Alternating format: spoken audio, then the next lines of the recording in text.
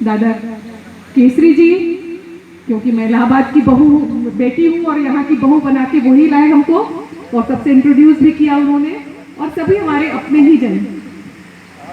मैं बस थोड़ा सा ये बोलना चाहती हूँ कि हमें बहुत कुछ सोचने की जरूरत नहीं है। हमारा भारत अभी भी अपनी उस हिंदू संस्कृति और भारत की संस्कृति से समृद्ध है कि एक कहा जाए कि 7-8 लाख की आबादी के बीच में ये 50 सीटर आनंद आश्रम ही काफी है।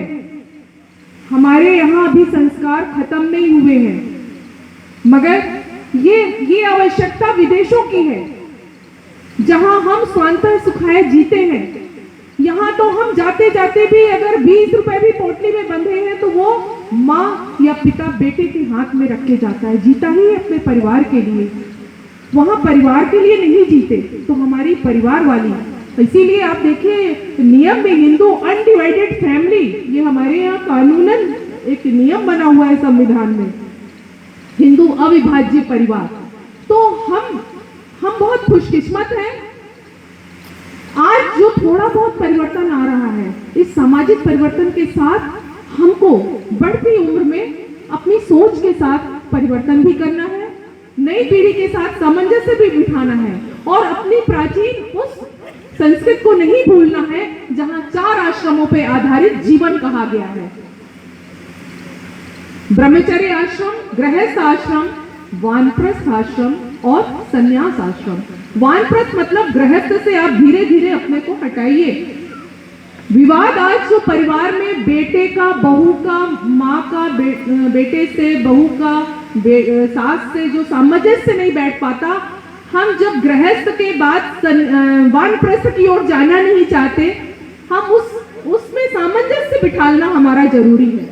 जो मोह है इधर का हमको छोड़ना है, नई पीढ़ी को अपने हिसाब से जीने के लिए आगे बढ़ना है, अपने अनुभवों के आधार पर उसको सहयोगात्मक सकारात्मक सहयोग प्रदान करना है। कुछ ऐसी चीजें, क्योंकि यही हम बचपन से देते आए हैं, जो हम देंगे बच्चों को। संस्कार बहुत जरूरी है। संस्कार विहीन समाज में हमको इस प्रकार के आश्रम बनाने की आवश्यकता पड़ जाती है। तो आज जरूरी है कि जो मेरा प्राचीन बहुत अच्छा उत्तम है, जो विश्व को राह दिखा सकता है, उसको हम मछली जैसे जल को पकड़ती है उसी प्रकार हमको पकड़े रहने की आवश्यकता है। तो आज हमको इसी आनंद आश्रम को वो दिन दूर नहीं रहेगा जब हमको बंद करना पड़ेगा, क्योंकि यहाँ 50 थे और 50 से धीरे धीरे 35 के लगभग 35 लोग हैं, वो भी 15 लोग कहीं ना कहीं घर में अपने स्थापित हो गए। एक बार मेरा पिछली उनसे निवेदन था सिटी मजिस्ट्रेट और उनसे कि क्यों ना जो लोग यहाँ रह रहे हैं उनके परिवार को बुला करके, जैसे मैं सीनियर काउंसलर हूँ यहाँ 12 साल से, और भी ऐसे वरिष्ठ जो भी हमारे बीच के लोग हैं, उनकी एक कमेटी बनाएं और उनको उनके परिवार में स्थापित होने का मौका दें। उनके परिवार से उनके बच्चों को बुलाएं कि क्या बीच में समझ में कमी रह गई, क्योंकि वो लोग भूलते रहते हैं परिवार के लिए। आप यहाँ हो, इसके बाद भी आप उनके लिए घुलते रहते हो, और कुछ भी शॉल जो भी आपके पास कुछ ना कुछ यहाँ लोग आते हैं, सहयोग दे करके जाते हैं, सम्मान करके जाते हैं। उनके कहा जाए कि उनका इतना लगाव ना होने के बावजूद भी जब आप जाते हो तो उनको ही वो सोचते हो और उनको ही वो सारी चीज़ें दे करके आते हो। तो मेरा ये कहना है कि आज फिर हम धन्य हैं कि हम इस भारत भूमि में हैं, और आज जो ये आश्रम भी है, निश्चित रूप से अगर हम संस्कारों की वृद्धि समाज में करेंगे तो इस आनंद आश्रम को भी हमको खत्म होने में समय नहीं लगेगा।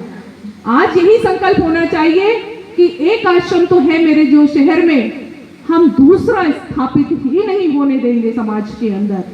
इस संकल्प पे ये हर 1 अक्टूबर जो अंतर्राष्ट्रीय वृद्धजन सम्मान दिवस है, भारत में इस संकल्प का दिवस है कि हम अपने भारत में इस प्रकार के आश्रमों की स्थापना को अपने कर्तव्यों के द्वारा नहीं होने देंगे, नहीं होने देंगे, नहीं होने देंगे। बहुत बहुत धन्यवाद।